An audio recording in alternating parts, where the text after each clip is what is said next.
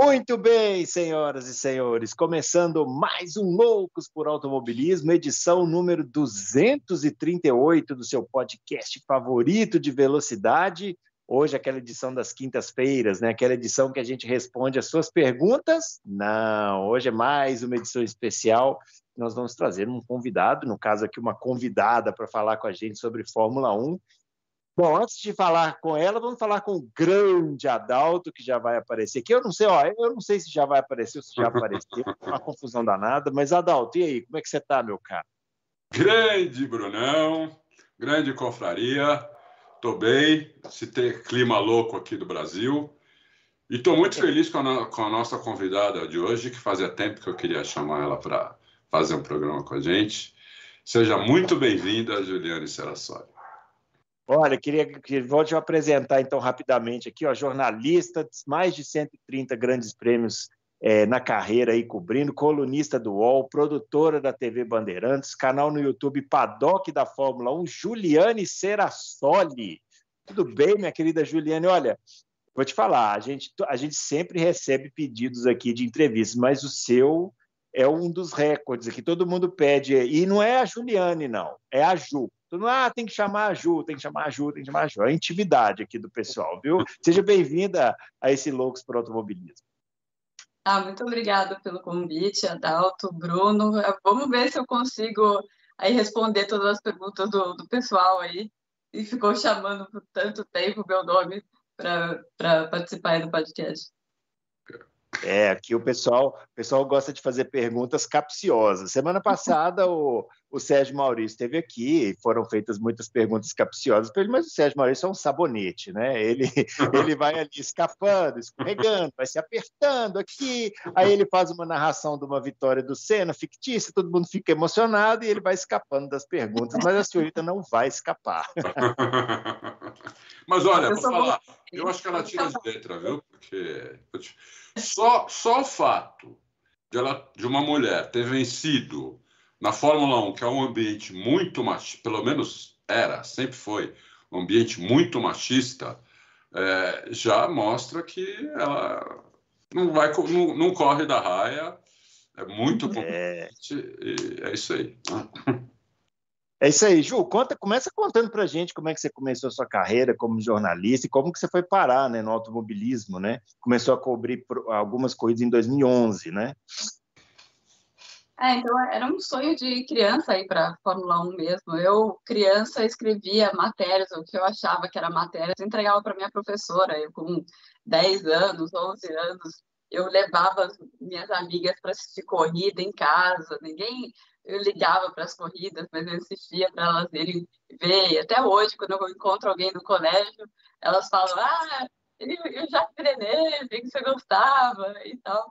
E foi desse jeito, assim, eu não conseguia imaginar fazer outra coisa, né? Depois fazer jornalismo, que era o que eu sempre quis fazer, e depois eu vi na vida real que era um pouco mais difícil chegar na Fórmula 1 do que eu sonhava, né? Então eu fui trabalhar com outras coisas, eu sempre trabalhei com jornalismo esportivo, sempre gostei muito de esporte. Fórmula 1 não é o único esporte que eu gosto. E daí eu comecei a escrever um blog do nada, porque eu gosto mesmo de Fórmula 1, vou escrever esse blog. E não podia imaginar que, numa questão de 6 meses, o Felipe Mota e o Luiz Fernando Ramos entraram em contato comigo falando: olha, a gente está abrindo um site novo, a gente gosta muito do seu blog, vai trabalhar para a gente, que era o site Total Race, que hoje é o motorsport.com, né? O Total Race foi comprado pela Motorsport. E foi pelo Total Race que eu comecei a fazer as corridas, mas era no esquema, assim, na garra, né? Porque eu tinha um outro emprego, eu tinha 3 empregos na época, eu trabalhava de domingo a domingo na época, e aí eu pegava as férias de um emprego, quando eu tirava as férias, eu pegava todo o dinheiro e pagava tudo para ir para a Fórmula 1, não era o site que me mandava, né? Era eu que ia. Caramba! Então, por isso,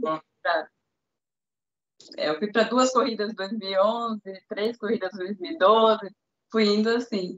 E aí, quando o UOL estava precisando de um jornalista especializado em Fórmula 1, várias pessoas indicaram o meu nome em 2015, e aí eu cheguei lá e eles falaram: olha, você pode ir para as corridas? E aí valeu a pena todo o esforço que eu fiz, porque eu sabia o que eu tinha que fazer, né?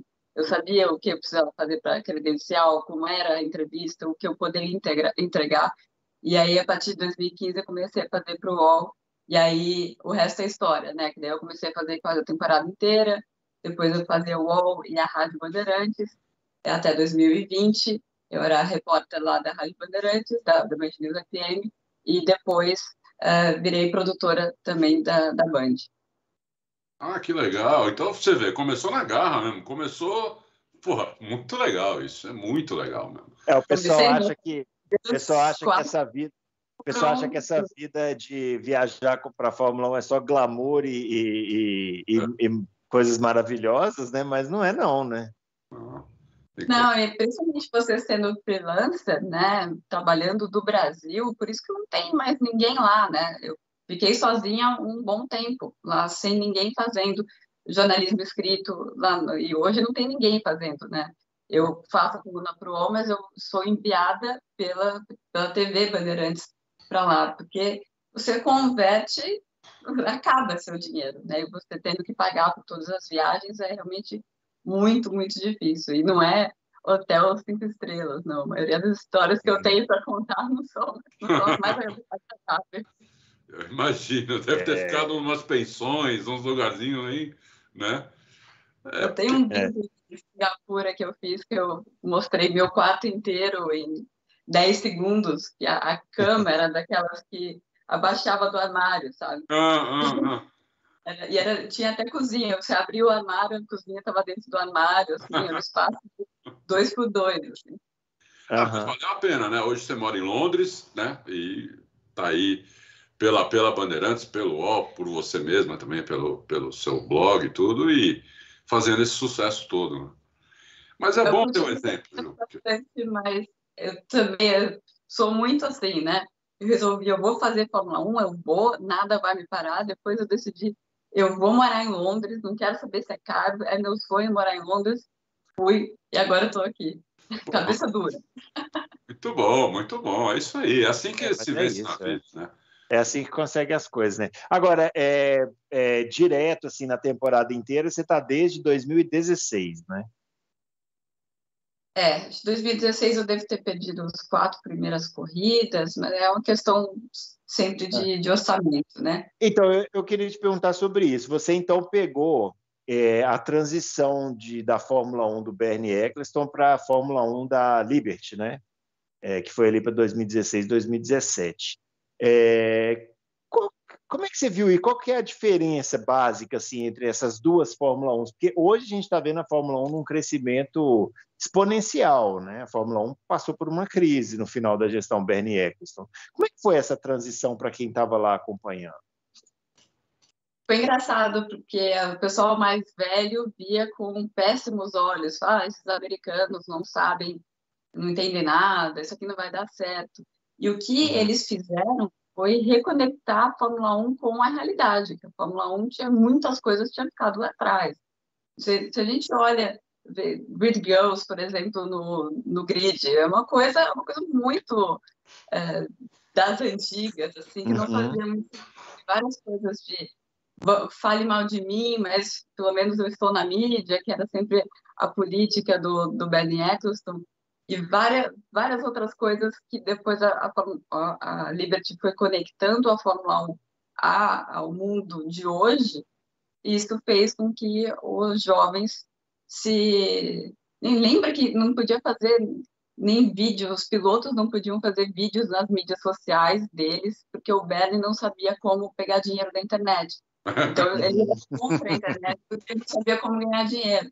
Então, isso foi afastando a Fórmula 1 da realidade das pessoas mais jovens, né? Então, a Liberty resgatou isso, viu aonde estava o problema, e hoje o share na TV, tudo que está mais crescendo é entre o público mais jovem.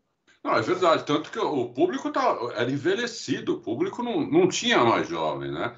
Eu tenho 3 filhos homens que eles simplesmente não conseguiram ficar fã da Fórmula 1, porque era uma coisa muito afastada, muito distante, né? Em mídia social não tinha, até para site era difícil, era tudo muito difícil. Eu senti essa mudança também com o Auto Racing, que está há 22 anos no ar, impressionante. A mudança foi assim, mudou o patamar de audiência, mudou o patamar de tudo com a Liberty. Nesses últimos 4 anos, impressionante a mudança. Temos outra Fórmula 1, né? Você concorda com isso, Juliana? E mesmo para você conseguir uma credencial, você sendo de um site há 15 anos, você não conseguia, porque eles não conseguiam medir, mensurar era bem para quem visitar, né? E eles estavam focando muito em mídias tradicionais e tal, e quem lê, né? Qual jovem que vai pegar um jornal na mão e ler, né? Então, realmente fez uma diferença muito grande. E lá a gestão é completamente diferente. O Bernie tinha um escritório pequeno, poucas pessoas, ele confiava em pouquíssimas pessoas, então a gestão era enxugada e fazia pouca coisa. Hoje, a Liberty, que eles se chamam de a Fórmula 1, eles têm uma equipe gigantesca de produção para fazer F1 TV, para fazer todos os produtos que eles fazem de mídias sociais. Eles têm um monte de gente lá para F1 Travels, por exemplo, que vai buscar. Eles fazem muita grana buscando quartos para a própria FIA, para as outras equipes. Eles pagam 140 pounds pelo quarto e vendem para a equipe por 600. Nossa! Então, é um negócio completamente diferente do que era na época do Bernie. Realmente uma organização enorme. Até depois eles criaram o cargo do Ross Brawn para ele fazer parte da parte mais técnica também, que isso é uma parte que o Bernie nunca fez antes. Aí causou todo o problema que causou isso com a FIA, com eles querendo colocar a mão no regulamento e tal. Então, várias coisas mudaram. E todas eu acho que para melhor. Concordo. Eu tenho uma passagem muito boa. No início dos anos 2000, eu pedi uma credencial e aí veio uma espécie de um questionário para eu responder. E uma das coisas era assim: se você estiver dentro do box, eu nunca vou esquecer disso. Se você estiver dentro do box, acontecer um acidente na pista, voar um pneu fora, passar pelo alambrado e cair na sua cabeça, você vai ser processado. Eu falei, como? Como assim? Eu tô dentro do box, onde eu posso ficar, assim, eu vou ser processado? Coisas desse nível, né? Eu falei, não quero credencial. Ainda mais que eu já tinha alguns contatos, patrocinadores, contatos em equipes, o pessoal me convidava para ir. Mas foi credencial mesmo da FIA, eu comecei a pegar, acho que foi 2014, 2015, ainda com o pé atrás, porque já era um sufoco ainda. Quando a Liberty pegou, melhorou muito. Aí melhorou muito mesmo. E lá dentro também, né? No próprio paddock, o ambiente é outro hoje em dia, né? Daquele ambiente fechado, carrancudo, que era há 10 anos atrás. Impressionante. A ideia do Bernie era que quem não puder comprar Rolex, eu não quero essa pessoa no paddock. Né? É isso mesmo. Isso mesmo, né? Queria que fosse um ambiente exclusivo. E para a Liberty é completamente o contrário. Você vê um monte de gente fazendo tour naquele caminhão que foi o desfile dos pilotos, daí o pessoal que tem os ingressos VIP faz esse passeio do caminhão também. É completamente diferente, sim. A impressão que a gente tem é que a Fórmula 1 abaixou o nariz um pouquinho, né? A Fórmula 1 era muito aquele narigão em pé, assim, né? Eu sou muito superior, né, a tudo, e eles deram uma baixada de bola, porque não existe mais isso, né? Não existe mais isso. Até o nosso trabalho como jornalistas tem que se aproximar das pessoas, né? As pessoas querem sentir que elas estão próximas. Não querem sentir que é uma coisa completamente distante. Né? Lógico. É o que a gente tenta fazer. Eu tento trazer, às vezes, dentro do carro, como que o piloto, como que você se sente dentro do carro, né? A dinâmica de uma corrida, a dinâmica de uma curva, a dinâmica de uma pilotagem, para o cara que está lendo ou vendo a gente, para ele se sentir lá dentro, né? Acho que e antes isso era muito tolhido, né? Pelo Bernie, pela FOA lá, né? Chamava, era muito tolhido isso, muito ruim, era muito ruim. Para você ter uma ideia, eu consegui o pai do Montoya para ser colunista do Auto Racing. Ele escreveu 3 colunas, aí ele mandou um e-mail para mim e falou: eu recebi aqui um aviso que se eu escrever a próxima coluna, eu não entro mais no box da Williams. Falei, Vejam vocês, né? Vejam vocês. É impressionante como é. Bom, vamos começar com as perguntas aqui dos nossos queridos amigos, né? E já vou começar com uma fácil. Pergunta fácil, tranquila, para a gente começar bem, que é o seguinte: o Mr. Anderson, ele dizendo que acompanha seu trabalho, né? Acompanha o trabalho da Ju, e pergunta para ela o seguinte: gostaria da sua opinião sobre a decisão do Michael Masi na última corrida do ano passado. Uma pergunta tranquila. Mole. Essa pergunta é fácil, tranquila, né? Não tem meses que a gente está aqui discutindo isso. Então, por favor, Ju, sua opinião sobre a decisão do Masi. O Masi que saiu, né? Saiu fora já agora, né? Definitivamente. Já tinha sido afastado e agora saiu definitivamente. E aí? Eu lembro muito bem daquele dia, né? Acho que todo mundo Fórmula 1, onde você estava quando é tipo as Torres Gêmeas, né? Todo mundo lembra. E eu estava super cansada, foi muito difícil aquele final de temporada, que teve aquela rodada tripla, México, Brasil, Catar, aquilo lá destruiu todo mundo. Você olhava para o paddock, as pessoas estavam assim, mortas vivas. E aí aquela final de campeonato, assim, sensacional e tal.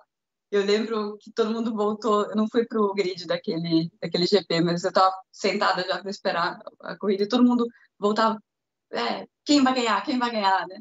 Eu falei, não sei, não quero saber, eu quero ir embora para cá.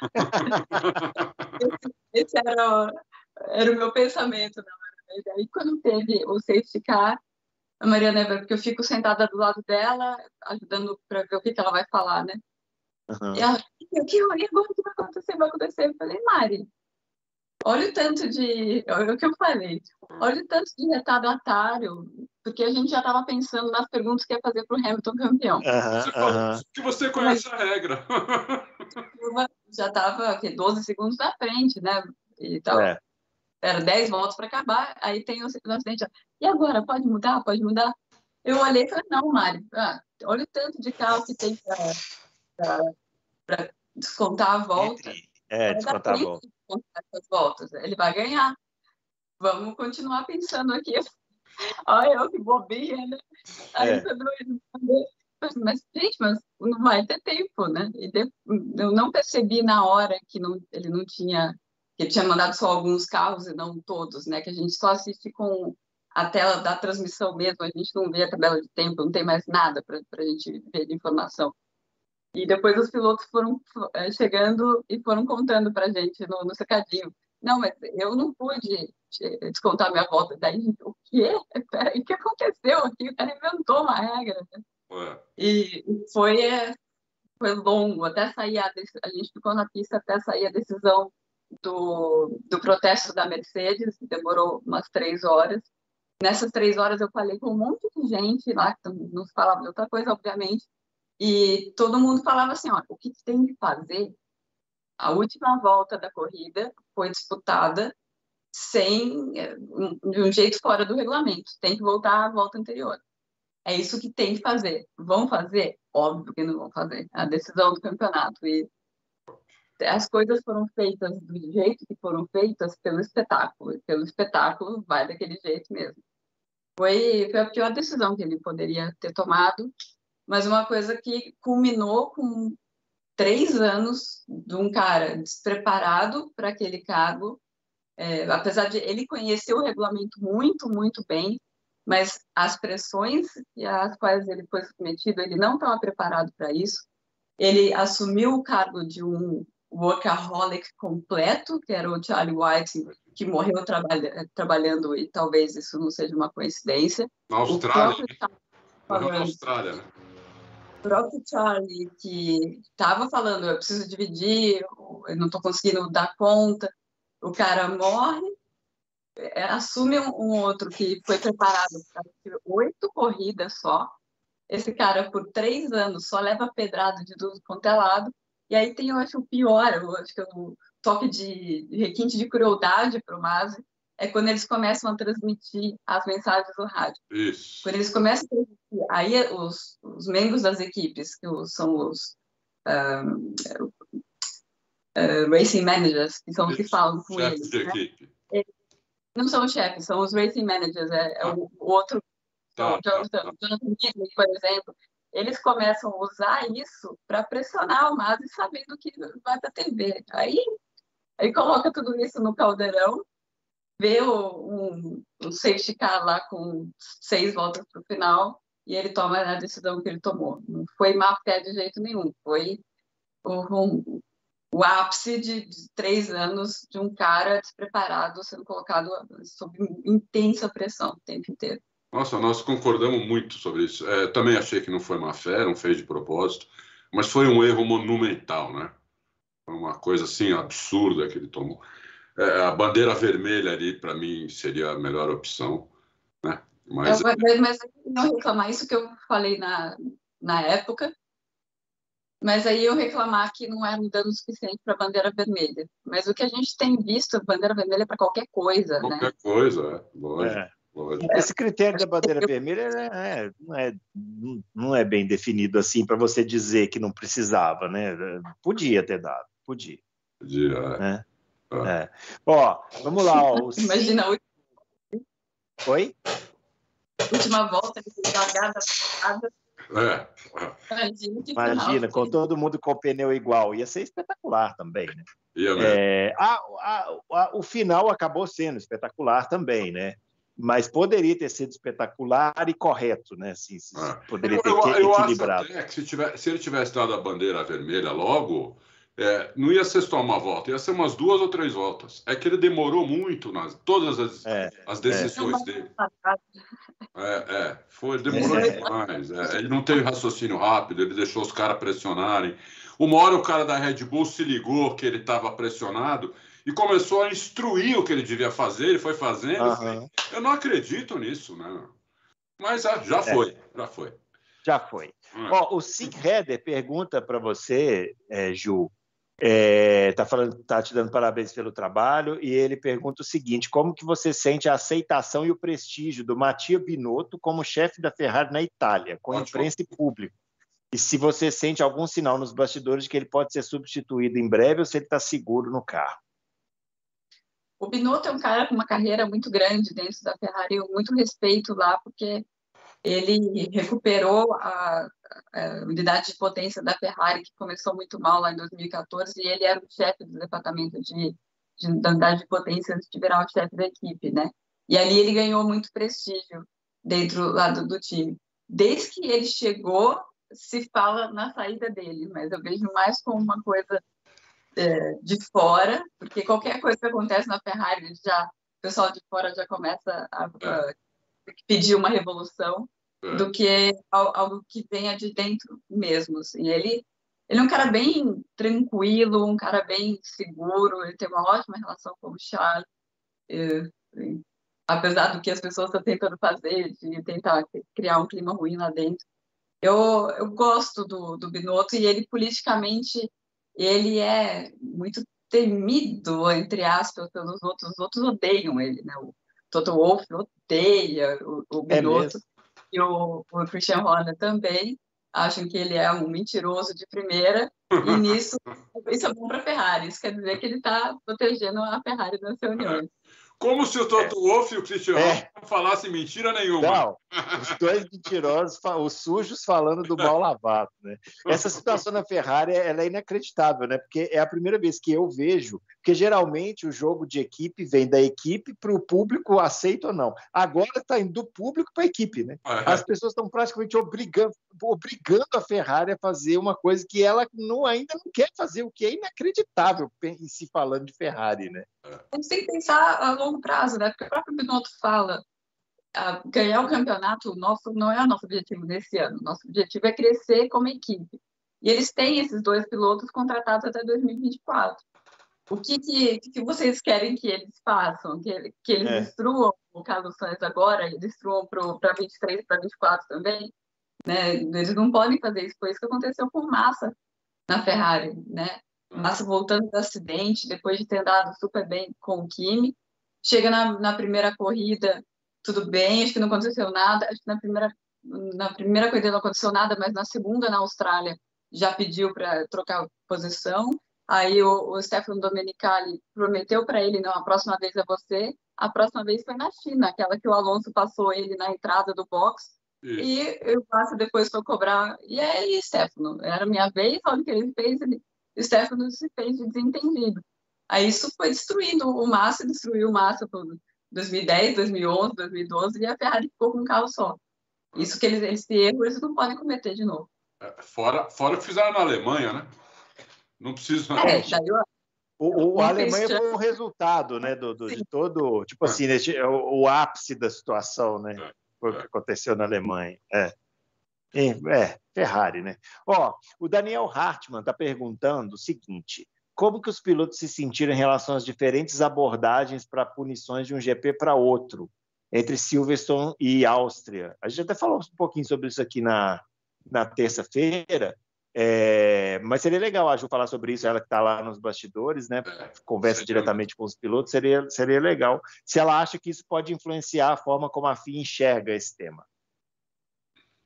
Eu meio que previ que isso ia acontecer, porque na quinta-feira, quando eu entrevistei os pilotos, eu perguntei justamente isso. O que a gente viu em Silverstone foi vocês podendo fazer o que vocês quisessem. Aqui vai ser diferente, porque aqui é brita. Não vai... O que vocês acham? E aqui tem aquelas curvas, são curvas em descida, com a cambagem para o outro lado, o carro sempre acaba saindo para fora. Sempre deu problema, né, do Red Bull Ring. Lembra do Hamilton com o Albon, o ano passado o Pérez, levou duas posições, sempre deu problema. Sempre na curva 4, né, Ju? Sempre na curva 4. Sempre na curva 4. Aquela curva lá que é o grande problema. Eu perguntei para eles falaram, aqui vai ser diferente mesmo. Não tem... Aqui é um circuito diferente. O circuito é mais fluido e tudo mais. Então, o grande problema das regras, e sempre foi, é que as pistas, não é um campo de futebol, que o campo é sempre o mesmo, né? As pistas vão mudando, e às vezes a regra que serve para uma pista acaba não podendo ser aplicada do mesmo jeito na outra pista. É isso aí. Uhum. Vai ter uma pergunta que eu até vou querer responder também. Acho que vai perguntar alguma coisa em relação a isso também, não sei. Se bem que pode ter sido essa, eu tô louco, nem reparei. Você quer falar? Pode falar. Não, é que eu acho que a Fórmula 1, eu mudaria a questão lá das regras, dos comissários. Eu acho que os comissários tinham que ser ex-pilotos, né? Porque os ex-pilotos conhecem as pistas, eles conhecem a dinâmica de cada pista, de cada curva. Eles sabem o que dá para fazer numa curva, o que não dá para fazer na outra. Entendeu? Eu acho que seria uma conversa até entre eles e os pilotos, uma conversa de iguais, entendeu?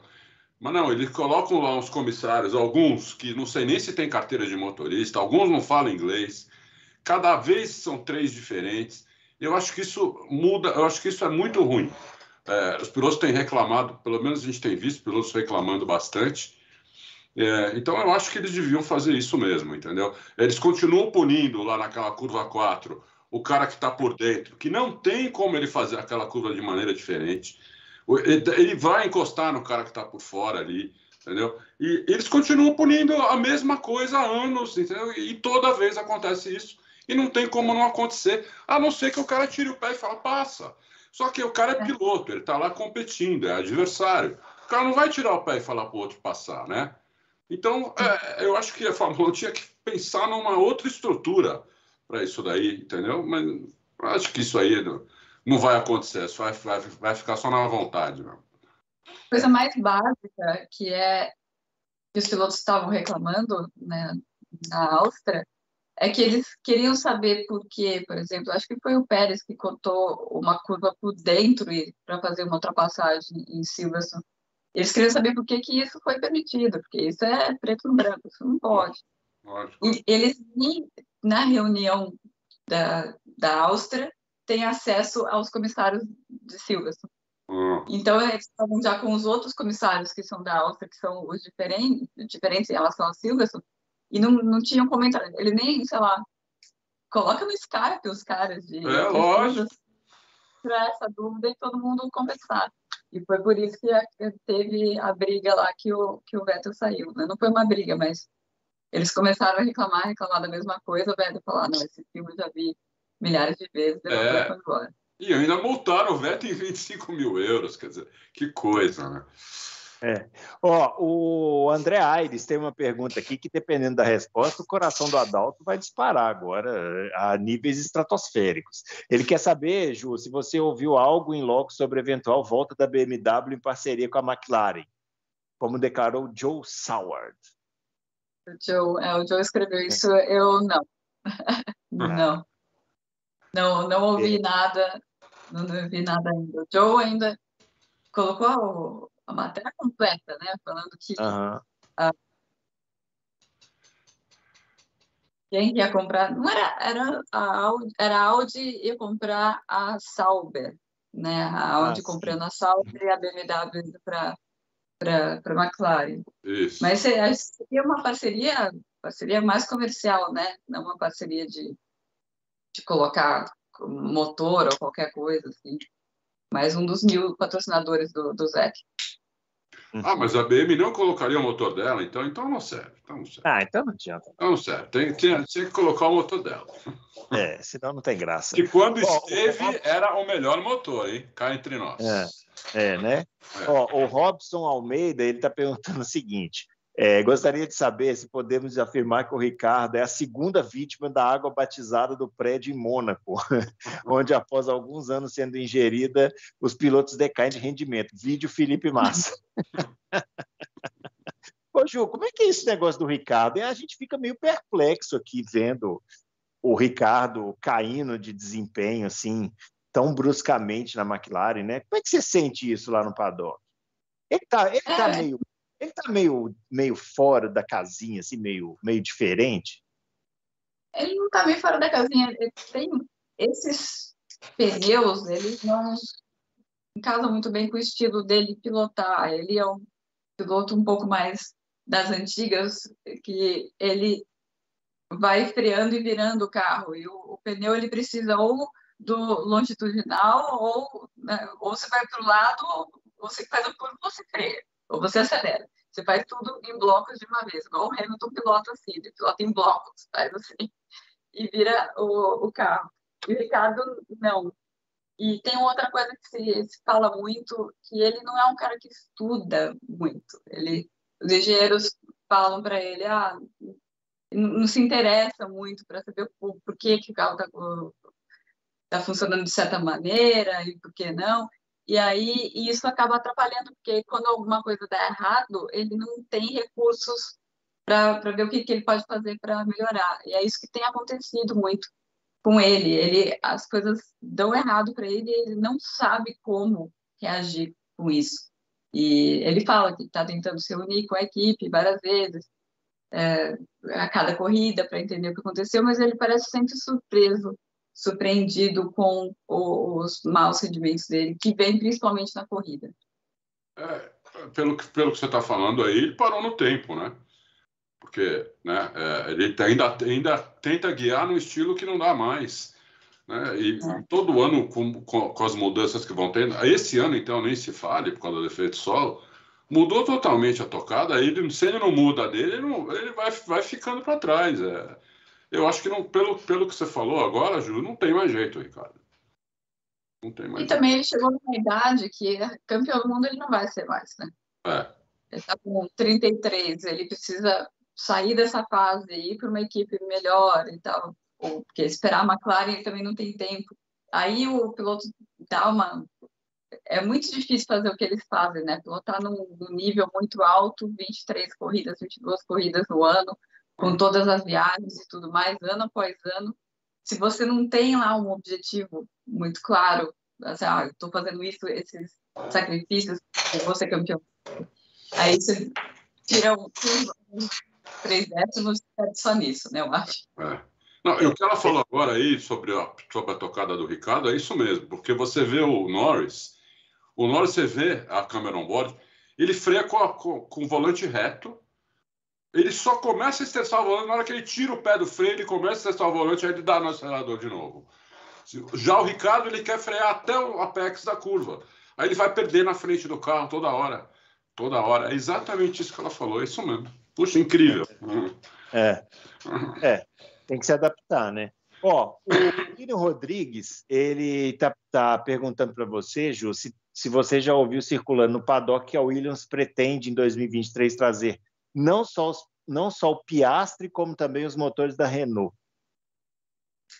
Toda essa história do Piastri, ela depende muito do Ricciardo, né? Porque o Piastri vai para a melhor vaga que tiver, né? O Piastri tem no contrato dele com a Alpine que se ele não tiver uma vaga de titular no ano que vem, ele está fora do programa da Alpine. E a Alpine não quer perder o Piastri de jeito nenhum. Então, a Williams não tem muito essa escolha, né? A escolha começa ali com a McLaren. A McLaren definindo a dupla de pilotos. O Ricardo está sob contrato e tal, mas ele passando por essa fase, a gente fica em dúvida, né? Teve, inclusive, essa semana um esforço gigantesco da McLaren para dar suporte para o Ricardo, então eles estão realmente tentando fazer as coisas funcionarem, mas não funcionando, é uma boa vaga para o Piastri. Mas, sim, na verdade, é a Renault que está buscando um cliente. É bom para eles terem um cliente a mais, né? Eles estão fechados com o Andretti, né? Mas a Fórmula 1 não está fechada com o Andretti. E os melhores clientes para eles ir atrás são os clientes da Mercedes, né? A Mercedes que perdeu muito nos últimos anos em termos de motor. Eu tenho uma pergunta para o Ju. Se não parar de quebrar o motor da Ferrari, aí já vai para os clientes da Ferrari. Ô, Ju, eu tenho uma pergunta para você que fizeram para nós e nós não soubemos responder. Por que a Alpine fez um contrato quase ad eternum, né? Com o Ocon. Com o Ocon. Qual é a explicação racional? Tem alguma? A única explicação que eu teria é que o Ocon é um piloto que nunca conseguiu ter uma sequência muito grande. Ele sempre estava correndo o risco de perder a carreira, né? O tempo inteiro. E talvez a ideia seja, vamos dar estabilidade para ver se esse menino vai. Ah, tá. É uma única explicação. Mas é uma pergunta que a gente se faz no paddock também. Tem um colega jornalista que tem a teoria que a Alpine, Renault, ou seja lá qual for, Benetton, qual for o nome dessa equipe, sempre tem um piloto que a gente vai esquecer. O André Almeida está dizendo que admira o seu trabalho desde o Total Race, quando você descrevia a corrida na visão de 3 narradores diferentes. E ele está perguntando com quem você gostaria de ter feito uma matéria mais prolongada e ainda não fez no mundo da Fórmula 1, piloto, chefe, projetista, engenheiro. Eu nunca entrevistei o Bernie, assim, longamente. Só bati poucos papos com ele. Ele é um cara muito bom de entrevistar, porque ele é imprevisível. Né? Mas com as últimas coisas que ele disse, eu não tenho muita certeza, eu tenho muita vontade de dar espaço para ele, não. É melhor deixar quieto, né? Mas realmente, né, assim, para gerar assim, repercussão, ele é ótimo, né? Porque no meio da entrevista ele solta, vamos molhar na pista com mangueira, vamos, né? Você está travando um pouco aí, viu, Bruno? Tentar transformar. Travei? E agora? Destravou. Agora destravei. Travei. Então beleza. Muito bem. Olha só, o Valtecir Almeida está perguntando como vocês veem, aí está perguntando para você e para o Adalto, como vocês veem a mudança de pensamento e postura dos pilotos da nova geração, onde eles são mais acessíveis e usam a Fórmula 1 como uma plataforma para darem voz ao que defendem, em comparação com os antigos que pareciam mais estáticos e bem mais protocolares. Essa nova geração, né, da Fórmula 1, essa geração mais comunicativa que eu diria que começou assim com o Vettel e Hamilton, né? Quando eles entraram ali, pareceu que deu essa mudança assim, e começou a chegar esse pessoal da nova geração. Isso ajudou muito também na popularização da Fórmula 1, né? Eu acho que a gente falou um pouco sobre isso, né, Adalto, a própria Liberty, né? A Liberty deu espaço. Então, eu acho que é isso. Não é que eles não comunicativos, é que eles não podiam postar nada, né? Depois eles foram incentivados a falar de outras coisas também. E com a Liberty trazendo a Fórmula 1 para o mundo real, os pilotos também ficaram um pouco mais reais também, né? Eu acho também, eu acho. Porque os pilotos antigos, não é que eles não falavam que eles eram protocolares, é que eles não davam voz para eles. Você teve, ao mesmo tempo na pista, né? Senna, Mansell, Prost, Piquet, Schumacher. Você já imaginou se fosse hoje isso? Esses caras podendo falar, entendeu? Podendo dar entrevista, podendo ter rede social. Ia ser uma loucura, entendeu? Eles eram, inclusive, mais velhos, então eles tinham mais... Hoje, esses pilotos são bem... A não ser o Hamilton e o Vettel, né? Que não são mais novinhos. Os outros são bem jovens, né? Então, eles falam, mas... eles com pouca experiência. Com mais experiência, sairia a coisa melhor ainda, eu acho. É que, realmente, eles não... O Bernie não queria que o piloto falasse, né? Eu acho que a Fórmula 1 mudou muito por causa dessa mudança aí da Liberty. Tem uma coisa também de todo mundo agora é mais instigado a tratar de outros temas também, né? Não é para você ficar só na sua casinha. Então, novamente, né, a Fórmula 1 não está separada do mundo. O que é interessante que acho que eu vi uma das perguntas que fizeram no site, se depois que o Hamilton e o Vettel saírem, se ninguém mais vai falar sobre outros temas e tal, né? Mas isso vem com a maturidade, né? Você tem 23 anos, você está pensando no seu ali, né? Depois você vai ver que você não é sozinho no mundo, você tem uma voz importante, uma plataforma importante na Fórmula 1. Vamos usar isso de uma maneira para o bem, né? Para ajudar. É isso aí, concordo. E engraçado, né? Que parte do público aí reclama quando os pilotos falam de outras coisas, né? Você fala uma vez engraçado, né? Antigamente todo mundo reclamava que eles não falavam. Agora eles falam e o pessoal reclama que eles falam. Então, o público gosta de reclamar mesmo, né? Não importa o que aconteça. É isso aí. Vai reclamar, né? Ninguém é unanimidade, né? Que daí quem reclama fica mais barulhento, né? É verdade. O Edward Putfire, olha que nome bonito, Edward Putfire. Ele está perguntando como está o futuro do Mick Schumacher.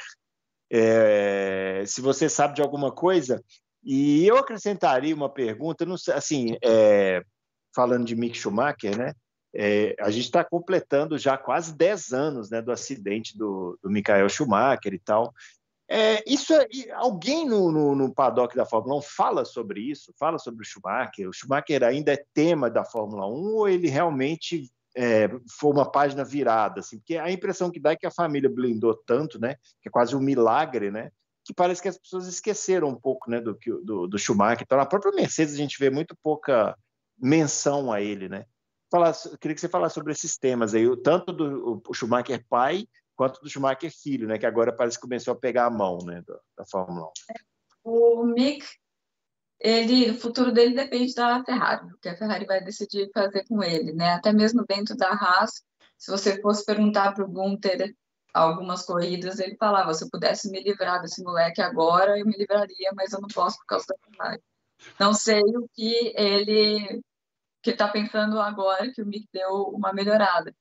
Mas teve até aquela notícia que ele teria chance na Aston Martin, no lugar do Vettel. Aquilo foi plantado pela Sabine, pela assessora dele, que era assessora do Schumacher, também conhece todo mundo lá. Então depende muito, o quadro depende muito do que a Ferrari decidir fazer com ele no final do ano. E dentro do que a Ferrari decide na carreira do Mick, tem muito a ver com tudo o que o Michael fez dentro da Ferrari, né? Eles sentem que eles precisam dar todas as chances possíveis pro Mick, até como o mínimo que eles podem fazer com tudo que o Michael fez para eles. E desculpa ficar falando do Michael, que é muito feito para se tratar da condição em que ele está. Muito, muito difícil, né? Completamente irreversível e sem nenhuma resposta e tal. Mas é impressionante, esse coitado dele, meu. É horrível pensar horrível. que teve um cara que era excelente em tantas coisas, né? Existem as pessoas que trabalharam com ele têm uma adoração assim, por ele, não só como piloto, mas também era um cara que chegava na fábrica, sabia o nome de todo mundo, sabia da família e lembrava se fulano tinha ficado com o filho doente, ia lá e perguntava. Então, as pessoas falam com um carinho enorme por ele. E a gente vê a linhagem do Michael Schumacher indo com o Vettel, né? O Vettel, um cara com uma ética de trabalho parecida com ele. Só o Vettel dentro da pista, que o Schumacher se envolveu em várias polêmicas, né? Para ganhar, ele fazia de tudo. Mas sair fora do carro, ele era mais bonzinho. Eu acho que o futuro do Mick também depende muito dele. Eu acho que ele começou muito mal esse ano, né? Tomando um pau de um cara que estava fora da Fórmula 1, que não é nada demais, é um bom piloto só. Mas agora, nessas últimas 2 corridas, ele deu uma melhorada boa, achei. Né? E eu acho que se ele continuar melhorando, por tudo que ela falou, até pelo carinho que a Ferrari tem com o pai e quer ter todas as chances para o filho, se ele continuar melhorando, ele tem futuro. Agora, se ele continuasse do jeito que ele estava, até 3 corridas atrás, eu não via futuro para ele, não. Não via, não. É isso aí. O Tiago de Oliveira, última pergunta aqui de internautas, confrades, ouvintes, sei lá. Confrade. Confrade. Temos uma nova confrade, hein? Você nem falou. Isso, é verdade. Uma nova louca por automobilismo. Isso, Ele quer saber sobre o Verstappen, que a gente comentou aqui na terça-feira, que a gente está sentindo um amadurecimento, Verstappen e tal. Ele está falando, o Tiago de Oliveira, que isso é uma bobagem. Verstappen não é criança, que é piloto de Fórmula 1, que é obrigado a ter maturidade e tal. Como é que você vê o Verstappen, né? Você acredita que ele está num momento de carreira mais maduro? São 2 maturidades diferentes, né? Uma coisa é maturidade como piloto, outra maturidade como pessoa. Porque esses meninos, eles vivem só pilotando, então eles demoram a se ver como pessoa um pouco mais do que uma pessoa normal. Ele, com 23 anos, tem o comportamento, às vezes, de moleque de 17, né? Lembro quando ele chegou na Fórmula 1, aquela coisa bem de adolescente mesmo, ele alfinetava todo mundo na entrevista, aquele de medo, né? Já que eu tenho medo de ser atacado, eu vou atacar antes. A melhor defesa é o ataque. Isso ele não faz mais, ele está mais tranquilo e ele virou um robô para responder pergunta, para lidar com tudo. Assim, ele está tudo automatizado para ele. E dentro da pista continua sendo um cara, ele comete menos erros do que ele cometia no começo da carreira, mas continua sendo aquele mesmo cara que não vai dar 1 milímetro a mais para o cara que está lutando com ele, e isso parece que não vai mudar muito. Então, eu vejo um amadurecimento dos 2 lados, e eu acho que o amadurecimento dele na pista veio antes, e ele ainda está crescendo aí como pessoa. E é uma coisa que fica para trás mesmo, eles ficam focados mesmo em crescer como piloto primeiro. É isso aí. Isso aí. Concordo. Vamos falar um pouquinho agora de bastidores, assim, né, para a gente caminhar para o final aqui, né, pegar Oi? Vou até pegar uma... Isso, pega uma aguinha aí. Também. Ô, Ju, qual foi o momento que você viveu no paddock assim, mais marcante, assim, que você que vai lembrar, assim, quando você parar de viajar, você fala, putz, isso aqui eu vou lembrar, vou guardar comigo? Toda vez que eu fiz o grid do GP do Brasil com a Rádio Bandeirantes, porque a gente fazia a transmissão também para a arquibancada, né? Então, eu ia lá no fim do grid, de frente para a arquibancada A, eu sempre fazia isso, e eu olhava para eles e falava, pessoal, tem alguém na arquibancada A? E tudo lá. Show. Amigos meus, sabiam que eu ia lá, e eles... Esse calor da torcida de Interlagos e fazendo grid, podendo me comunicar com eles, era muito, muito especial. Eu sabia, toda vez eu me preparava para entrar no grid ali, sabendo, você vai viver um momento especial que muita gente no mundo não tem noção do que é. Já pensou se tivesse um brasileiro com chance de ganhar? Isso aí ia virar que já é o máximo e a vezes 10, né? Eu estava na arquibancada no setor A em 2008, né? Então eu vivi isso no estádio, tomando chuva. Aquilo foi. Eu sou setor Gzeiro. Sou setor Gzeiro, então eu não frequentei o setor A assim para poder falar sobre isso. Em 2008 nós vimos um brasileiro campeão mundial por 15 segundos. 15 segundos. Que coisa, que coisa. Que coisa. E o momento mais e o momento mais jogou o boné assim pro alto, parecia ano novo, as pessoas não se conheciam, se abraçando. Eu ouvi o Fernando Ramos falando na rádio, Hamilton quinto, Hamilton campeão do mundo. Eu estava com a minha irmã e falei, você ouviu isso? Como isso aconteceu? Eu não vi. Ele passou atrás do Vettel aqui, né? Ele passou atrás do Vettel. E daí, a pouco a pouco, o volume da comemoração foi baixando. Foi abaixando, né? Não, e uma coisa incrível, agora me veio na cabeça, né? Por causa o Hamilton, mesmo com isso, tendo tirado um título de um brasileiro aqui em Interlagos, ele conseguiu reverter e hoje ele tem a maior torcida aqui no Brasil, né? É dele. É uma coisa que... O Hamilton tem uma relação com o Brasil que é diferente, né? Então, começou mal essa relação, tirando o título de um brasileiro, isso que eu estou falando. Não, mas assim, ele reverteu isso, né? Primeiro com essa coisa dele trazer o Senna, né? Para as falas dele, sempre e tal. E aqui no Brasil, né, ele parece que se sente mais à vontade. Muita gente pode falar que isso é marketing dele e tal, mas por que ele escolheu fazer esse tal marketing só no Brasil, né? Então, quer dizer, só no Brasil e na Inglaterra, né? Vários lugares que ele chega na China e fala assim, nossa, eu me sinto muito bem aqui, isso não tem sentido. Ele faz isso. Mas teve uma coisa muito interessante que ele falou na entrevista do GP do Brasil do ano passado, GP de São Paulo, do ano passado. Ele falou o seguinte, aqui eu me sinto como se eu estivesse em Granada, que é da onde vem a família dele, né? Uma ilha. Porque eu olhando na rua, eu vejo muitas pessoas parecidas comigo. E isso me faz me sentir em casa, porque na Inglaterra nunca foi assim. Que na Inglaterra, pessoas como eu são a minoria da minoria, tipo 8%. No Brasil são 50% de negros.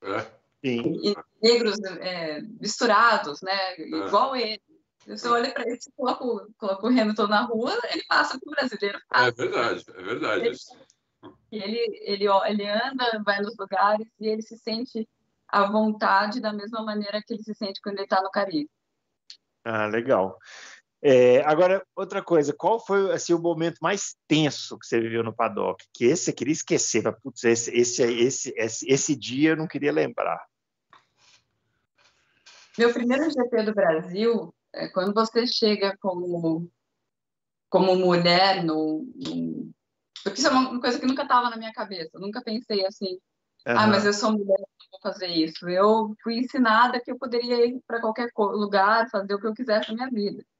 Então, isso para mim nunca foi uma questão e eu nunca me coloquei como uma jornalista mulher que faz, sou eu, né? Lidem com isso. Mas eu levei tipo um tapa na cara no meu primeiro GP do Brasil, que não foi o meu primeiro GP, mas de ser tipo a carne nova do paddock e gente que eu sempre respeitei, tipo campeão do mundo e tal, assim, vindo para cima de um jeito predatório, que eu saí do paddock pensando nunca mais vou fazer isso na minha vida. Nossa. Depois eu acalmei e falei, não, eu vou, e eles vão ter que me engolir. Nossa! Mas, sabe, coisa de... Acaba sendo muito intimidante, assim, né? Você tá lá para trabalhar e você começa a se sentir culpada de você estar lá, né? O que eu posso fazer? Eu vou andar que nem um lenço na cabeça, um lençol na cabeça para ninguém ver, sabe? Mas foi aquele GP só, que foi muito pesado, e até me ajudou a mudar algumas coisas, mas foi um momento que eu não gosto de lembrar, não. Foi o que eu falei no começo, um ambiente machista. Num país machista. Nós somos brasileiros, nós temos essa liberdade. Nós estamos num país machista. Né? Machista, E a Fórmula 1 já é um ambiente meio machista, então... E essa é uma semana especialmente triste, né, para a gente falar sobre isso, né, com esses casos de estupro que estão acontecendo aqui, né, no Brasil. Eu queria te perguntar se você sentiu que isso melhorou ao longo dos anos, né? Assim, se você viu alguma melhora ou se ainda está muito complicado? Para mim, é que daí depois que você não é mais a carne nova, todo mundo já Aham. que não ia dar certo, daí as pessoas mudam de foco, né? Acostumou já, né? Tipo, essa daí, tá vendo? Nem adianta, daí ela veio para trabalhar mesmo. Aí eles dizem, mas se melhorou do número de mulheres, sim, tem aumentado um pouco, mas fazendo o que eu fiz, que é vir do jornalismo escrito, ainda é a mesma coisa. Não importar se a sua cara, né? Porque o que melhora é a TV, por exemplo, você tem muito mais mulher, tudo que tem que mostrar a cara, eles colocam a diversidade ali, né? Eles colocam mais negros também, eles tentam fazer seguir essa coisa da diversidade. Quando você não precisa fazer isso, que é só escrever o nome no jornal, no site e tudo mais, aí você vê qual é a realidade mesmo. Quando eu cheguei, eu olhava a sala de imprensa e de 100 caras tinha 5 mulheres, e continua a mesma proporção. Continua assim? A Sky teve algumas apresentadoras mulheres também que acabaram largando, né? Hoje eu não sei se tem algumas, acho que não. Mas teve algumas, mas não duraram. Eu não lembro de alguma há mais tempo que você. Tem alguém lá, tem alguma outra mulher que está há mais tempo que você lá, Juliane? Tem algumas dos anos 80 que ainda estão lá. Nossa! Continuam lá, sim. Uhum. Tem sim, mas são poucas. Assim, a credencial permanente, que é a credencial que eu tenho, que para você ter a credencial permanente, você precisa ter feito pelo menos 75% da temporada anterior. Né? Aí eu acho que são umas 300 credenciais permanentes e 9 mulheres. Eu acho que é essa a proporção. Uau! Não dá nem 5% isso. Incrível.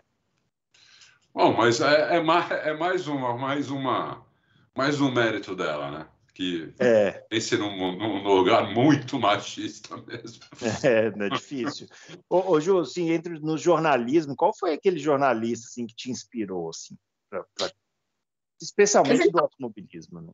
Eu sempre falo muito do Reginaldo, né? Eu sempre brinquei com o Reginaldo, falando para ele, meu sonho de infância era roubar seu emprego e tal. Eu fiquei de olho. O Reginaldo, sempre um cara super generoso com todo mundo, né? Um cara ótimo. Muito gente. Muita gente boa. E ele, o que eu via no Reginaldo, né? Eu falei, não, esse cara tá aí nesse esporte que eu gosto, tá viajando o mundo, né? Que eu gosto dessa parte de viajar também. E ele também sempre gostou muito, curtiu muito, a gente sempre tem esses papos longos sobre os restaurantes que ele ia e essa outra parte da Fórmula 1 também. Então, ele foi um jornalista que me inspirou muito. E depois, um cara, de uma maneira que ele fazia o blog dele, é o James Allen. James Allen, que depois foi narrador da ITV na Inglaterra. Isso. E o business que ele montou ao redor dele, sempre fiquei de olho no que ele fez. Hoje ele é chefe do motorsport.com mundial, então ele fez alguma coisa certa. E hoje em dia, um cara que eu acho espetacular, tudo que ele escreve é o Matt Hughes. Eu sou fã dele e sempre sinto para conversar com ele para aprender um pouquinho. Ele é uma fonte incrível. Incrível. Legal. Também, concordo. Agora, você falou de viagem aí, né? Que essa parte da viagem te interessa. Para te finalizar, assim, qual que é a cidade mais legal que você já conheceu viajando com a Fórmula 1? Mas só vale Fórmula 1, vai. Singapura. Singapura é incrível, lugar incrível. Eu adoro aquela parte da Ásia, o sudoeste asiático, eu adoro aquelas comidas, as pessoas são muito simpáticas e eu gosto muito de viajar para aquela região. E você chega em Singapura, porque todos os outros lugares, eles são mais pobres, né, dessa região do mundo, e aí você chega em Singapura, é tipo Tóquio colocada dentro do Sudeste Asiático, né? Então é sensacional a cidade e faz 3 anos que eu não vou, né? Estou muito empolgada para voltar para lá esse ano. Eu tenho uma amiga que mora lá há 22 anos, ela fala exatamente isso que você falou agora. O mundo está lá, né? Você come qualquer comida maravilhosa, tudo funciona. Ela falou, é impressionante, né? A única coisa que ela falou, não sei se você concorda, é que ela falou que o clima é dose, porque é 30 graus o ano inteiro com 90% de umidade. O resto é tudo perfeito. É isso mesmo? Eu vejo a mulherada que faz TV fica desesperada em Singapura que fica o cabelo tudo ruim. Só vê elas assim. É isso mesmo. É isso aí. Tem mais perguntas, Adalto? Não, eu não. As que eu queria fazer, eu fiz também. Ah, legal. Mas a gente podia ficar conversando com ela aqui se ela não tivesse 4 horas na frente. Pelo menos umas 2 horas dava para ficar batendo papo com ela. Vamos combinar de ela voltar outra vez. Tem que voltar aqui no Loucos para contar mais. Eu só posso agradecer, né? A gente, como o Adalto falou, para quem não sabe, né? Para quem não... Na verdade, a gente ficou conversando aqui antes, né? Para poder ajustar aqui a gravação e tal. E lá em Londres já está à noite, né? Então temos que liberar. A Ju aqui também deve estar cansada. Mas eu queria te agradecer, viu, Ju, pela participação aqui. Acho que foi ótima a entrevista, o pessoal vai gostar. E assim, a gente espera que você volte mais vezes. E eu vou terminar com a mesma pergunta que eu fiz com o Sérgio Maurício, que é uma pergunta também muito fácil. O Sérgio Maurício é um sabonetão, respondeu na lata. Vamos ver se você vai fazer a mesma coisa. Quem é o favorito para ganhar o campeonato esse ano? É o Verstappen. Acompanhou o Sérgio Maurício. Mas mas não tem outro. 3 corridas, explode. Não é nem por culpa dele, né? Que ele está fazendo um excelente campeonato. A Ferrari fez excelente. A Ferrari, para a gente colocar na balança, talvez tenha um carro um pouco melhor que o carro da Red Bull, que é um carro que se adapta a qualquer pista. Mas se o carro não termina a corrida, fica meio difícil ganhar. É verdade. É isso aí. Velocidade nem sempre é a receita para ganhar, né? Precisa de velocidade, durabilidade e constância, né? E a Red Bull atingiu essa fórmula aí. Ô, Ju, muito obrigado pela sua participação aqui. Volte mais vezes, viu? Eu que agradeço. Foi um papo excelente. Também queria agradecer muito. Como eu falei no começo, fazia tempo que eu queria trazer a Ju aí para falar com a gente. E já vou deixar o convite. Agora que eu tenho o contato dela, vou ficar só por ela. É isso aí. Obrigado, legal. Ju. Adoramos, foi muito legal. Foi muito bom.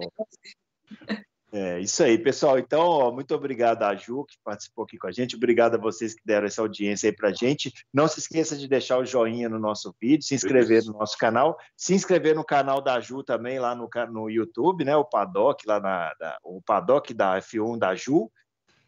Não é isso, Ju? Paddock da Fórmula 1 com a Ju. Sim. Com a Ju, isso aí. O Paddock da Fórmula 1 com a Ju, que é também o meu projeto que eu tenho no Catarse, que tem vários mimos aí, eu faço lives, geralmente falo pelos cotovelos antes das corridas, faço no sábado à tarde, podcast exclusivo, newsletter exclusivo, tem um grupo no Telegram que é muito legal, muito sadio, então se você quiser ir entrar numa turma legal, não que fica nessas briguinhas do Twitter, é uma boa dica entrar lá no Paddock da Fórmula 1 com a Ju. Legal. Beleza, gente. Muito obrigado. Então, a gente volta na próxima terça com mais Loucos por Automobilismo. Grande abraço para todo mundo e até lá. Valeu!